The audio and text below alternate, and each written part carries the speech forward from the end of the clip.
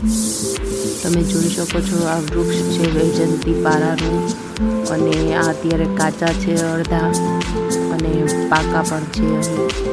અને જે શરૂઆતમાં હાવ લીલા હોય છે અને પછી સાવ કાળા થઈ જાય છે અને પછી સફેદ થાય છે, પાકી ગયેલા પારા હોય છે. તમે જોઈ શકો છો, જો આ રીતના થાય ત્યારે પાકી ગયેલા હોય છે અને ફૂલ સફેદ ન થવા જોઈએ એટલા જ સફેદ હોય છે આ. અને વૈજયંતી માળા પહેરીને કયા ભગવાનની પ્રિય છે વૈજયંતી માળા તે મને કમેન્ટ કરીને કહેજો. અને તમે જોઈ શકો છો કે કેટલા જ બધા પારા અહીં ઉગેલા છે અને બહુ જ ફ્રૂટિંગ થયેલું છે. આજે કાળા પારા છે તે પાકી ગયેલા ન હોય એટલે તે ભૂલ ના કરતા. કાળા પારા છે એ હજી કાચા છે અને સફેદ થઈ ગયા સુધી તે પાકેલા ના હોય, અને સફેદ થયા પછી તે ફૂલ પાકી ગયેલા હોય છે. અને જો તે સુકાઈ ગયા હોય ને હાવ ખરાબ પારા થઈ ગયા હોય તો સાવ એટલે સાવ સફેદ હોય છે.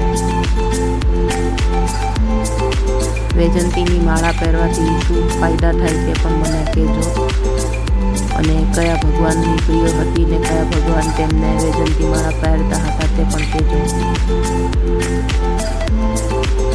તમે જોઈ શકો છો કેટલા જ ફ્રૂટ અહીં આવી રહ્યા છે, કેટલા જ પારા તૈયાર છે અને કેટલા પારા કાચા પણ છે. અને જે આ લીલા લીલા છે તે હજી પાકવામાં ઘણો સમય લાગશે, અને જે કાળા થઈ રહ્યા છે તે 1-2 દિવસમાં પાકી જશે.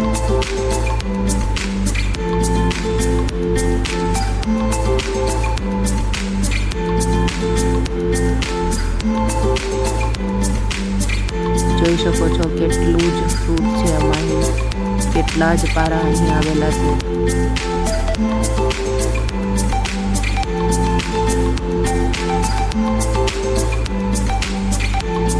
સફેદ સફેદ એક એક પારો હાથેથી તોડાય, જેથી કરીને જે બીજા કાળા પારા છે તે 2 દિવસમાં પાકી જાય, તે નીચે ન ખરી જાય તે ધ્યાન રાખવું. કેમ કે આજે છે તે વૈજયંતીના પારા અત્યંત ખૂબ ફાયદાકારક હોય છે અને તેમને પહેરવાથી મન પણ શાંત રહે છે તેવું કહે છે લોકો.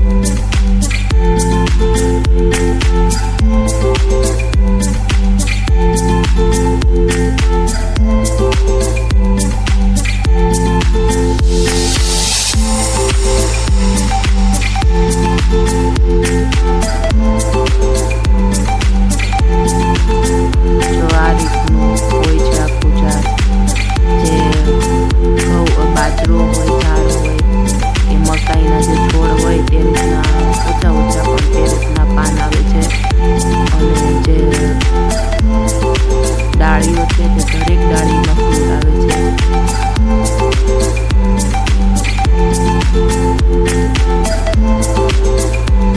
વધારે પડતું તો ઝાડ જેવું જ લાગે છે.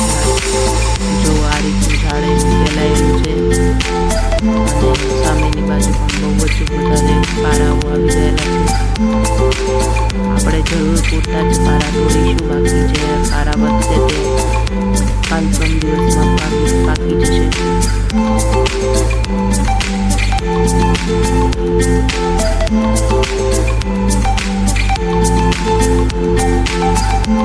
તમે આને કોઈ પણ જગ્યાએ વાવી શકો છો, કેમ કે આ ગમે તે પોટમાં પણ વાવીને તમે છત પર રાખી શકો છો. અને આમને થોડી જગ્યા જ જોઈએ છે, પણ તે ફેલાય એટલે સરસ લાગે છે ખૂબ જ. અને આ જે ફૂટ આવે પછી તો એનું દ્રશ્ય જ અલગ લાગે છે અને એકદમ સરસ લાગે છે.